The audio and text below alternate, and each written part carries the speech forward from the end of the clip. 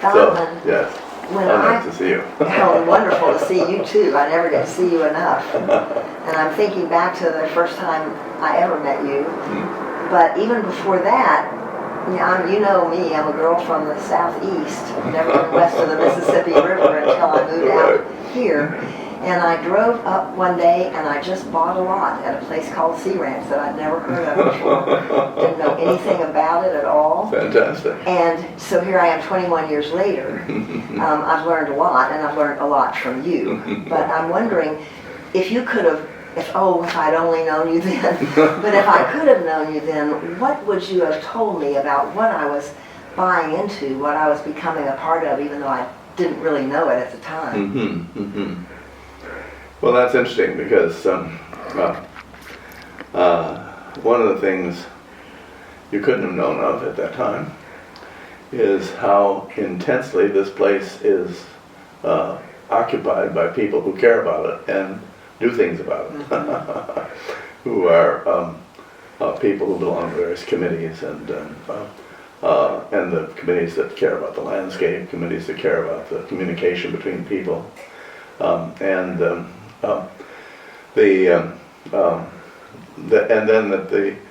the other thing, knowing where your lot is, you were obviously very swept by the ocean. But one of the things in many years I chaired the Commons Landscape Committee, which I don't any longer do. I always wanted to start off with the fact that there's more than the ocean. Right. It's the meadows, the hedgerows, the way the whole place is structured, and then the way things are built within it. And all of that is governed. It's one of the things that makes it different than other places, I think. All of that is governed by a set of intentions about wanting to make this be a place where people would really be dominated, where people's actions would be dominated by the landscape. And the ocean landscape when they're there, but the hedgerow, I mean, that drive you went through to get to your lot, that long hedgerow is amazing. And in fact, the road that goes around it, so it really loops around the hedgerow, so you can't come or go without experiencing that hedgerow. And that hedgerow is one of the defining elements of the Sea Ranch. There are hedgerows other places, but I'm not aware, this is a risky statement, but I'm not aware of any other place along the coast where there are as many regularly spaced out. You know, farther north there's some magnificent hedgerows, but there are one or two and a long ways away from each other, whereas here these were spaced out in a very good way. And when we came here, that was one of the things that really excited us about it, because they make big rooms, and so it was something we could connect to and make sense of. And we thought at the time, because like others, we were first impressed by the wind. It must have been a not too windy day when you were here. But Al Bokeh, who was the developer, and Larry Halpern, who did the major planning, used to love to tell about the first time they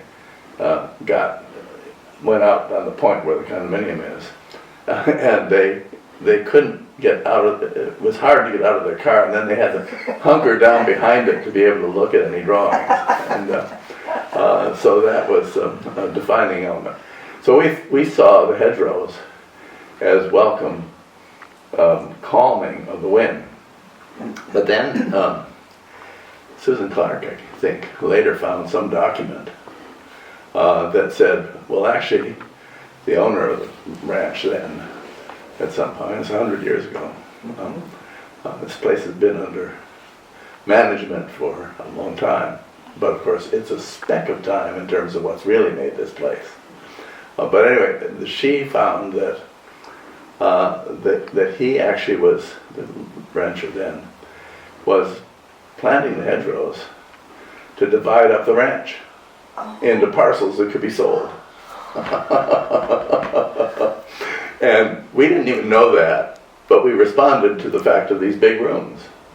And then we saw those big rooms as occupied by smaller houses that would become connected to and part of the hedgerows. And so what was important to us when we were first thinking of this, and when I say us, the lead planner was Larry Halprin. The agent from Oceanic Properties, which was located in Hawaii, and there's a story about how that happened. But anyway, Al Boki was his name. And he had hired Halpern, and then Halpern had recommended some architects. And then the first architect they hired was Joseph Esherick and his firm, who was the leading modern architect in the Bay Area at that time. And his firm still is actually one of the most important in the Bay Area. And then he suggested that he come and interview us. And we being Charles Moore, William Turnbull, myself, and Richard Whitaker. And I did them in the wrong order. It's M-L-T-W is the way it goes. But anyway, I still remember that interview. I remember him coming, talking about it, being really sort of exciting, and showing him some work that we were doing at that time. We had a few houses and a little commercial building, and we hadn't done much in the way of planning. But the houses were interesting, and they were unusual, and they were related to some direct vernacular forms. We loved looking at the way people did stuff that was responsive to their needs or to their environment. And I remember him going out the door and saying, well, we all say goodbye. I remember him going out the door, and at that time, and he turned around and said, with a smile, he said, well, your work is barns enough for me. But actually what was interesting about that is at that time there was also a very important, very well-known architect named Edward Larrabee Barnes, who was doing work on the East Coast, which was getting a lot of attention, and whose work we knew well. And I'm sure he meant that both ways. I'm sure of that. Double entendre, yeah. But anyway, that led to our then coming up and seeing the site and being blown away, but I guess is the phrase by it. Literally. Right. And starting to work. When I was, standing there looking around, I stood on a stump and just saw, I just said, this is the most beautiful place I've ever been in my entire life. But I went walking around, and I thought, this is pretty much the wilderness for somebody like me who comes from the city. But you've told me many times that Sea Ranch is not wild in nature, right. for sure, and I've learned to appreciate that about this place that we share and love. Well, it's really important to recognize that, because that leads to understanding that it has to be managed, that it isn't just going to stay the way it is. The Oceanic Properties, Al Boki, he came out and marched around on the land when he found it, which was by accident.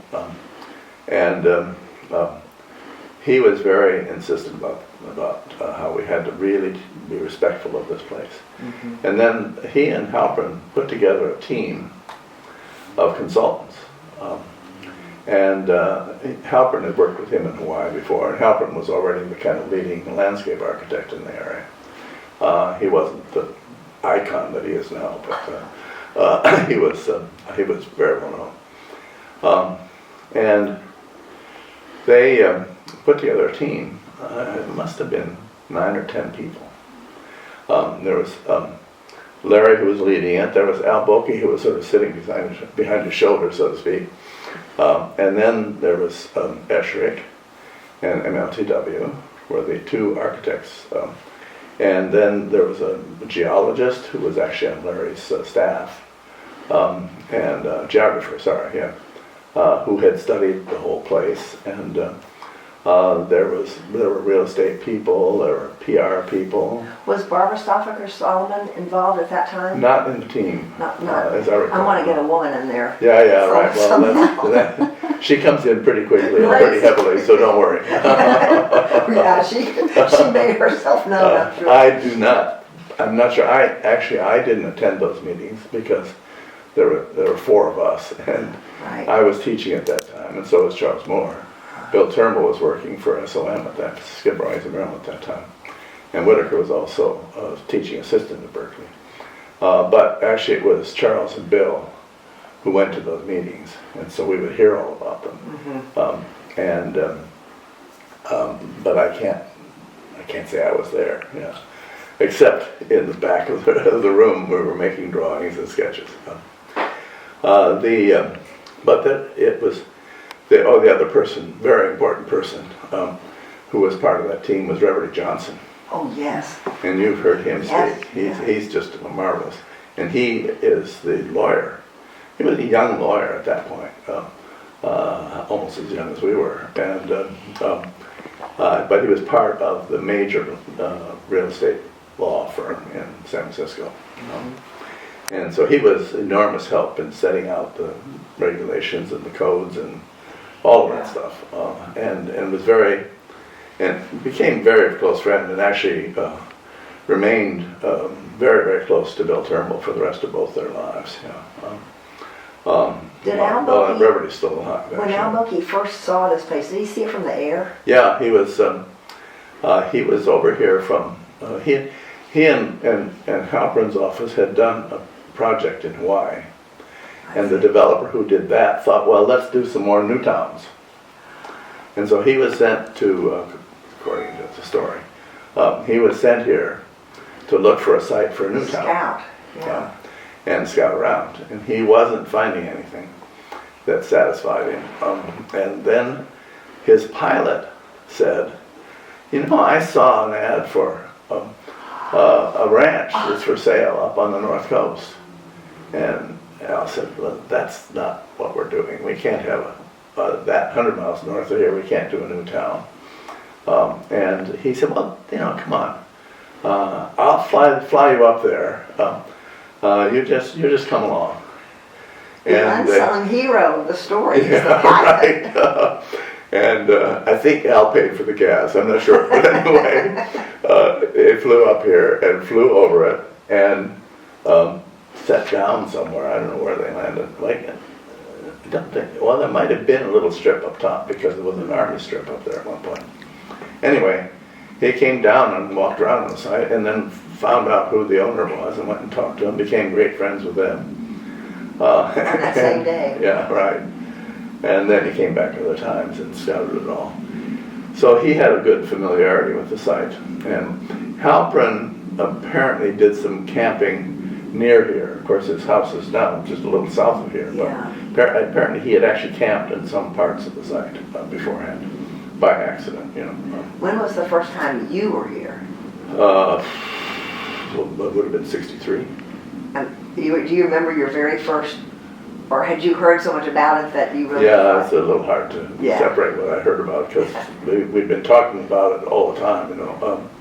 But one of the first things we did is to build a site model. And it was about this big.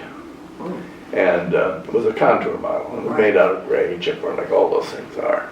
And so here we had this model. And it was sitting on the desk. It was maybe that long. And we said, okay, well now how are we going to study? I think we had already put in something for the hedgerow, which because the site had been determined for us before. And how are we going to do with that? Because, you know, there are all those contours. And if you have to cut out a little cardboard thing and notch all those contours, you can't move it around except by doing another one and cutting in those contours again. And while we were worrying about how to do this and save ourselves energy, I looked over to the left and there was a cup there full of sugar cubes for the coffee. And so we picked one of those cubes up and measured it, and it was, to scale, it was 24 feet square. And we said, well, that's about the size we want. And so we made a model by stacking these cubes. And it went up and down and so on. But then we just made, and we knew we wanted to have a courtyard. And we wanted it to have, we didn't want it to be like a barn. So this was condo 1. Yeah. We wanted it to be like a barn, but we didn't want it to be literally a barn. But we wanted it to be big in the landscape. We didn't want to have these cubes dotted all over the place. We wanted to concentrate it so the landscape could be kept. And so we made it around the courtyard, and we jiggled around. We did it through two or three different schemes. And finally settled on one. And then it goes on from there to actually making the drawings and all of that. And a lot of back and forth. But that was a fun time. But then that was part of one of the things that is so important that came out of those meetings is this drawing that Larry did. And actually I think somebody turned up the fact that the date of that drawing is a little bit later than we thought it was. But anyway, Larry was very good about process. He wanted very much to engage people, but of course there weren't any people here, except there weren't any people who would engage for this development. He started these discussions, and then these were the kinds of things that came out of what were really important.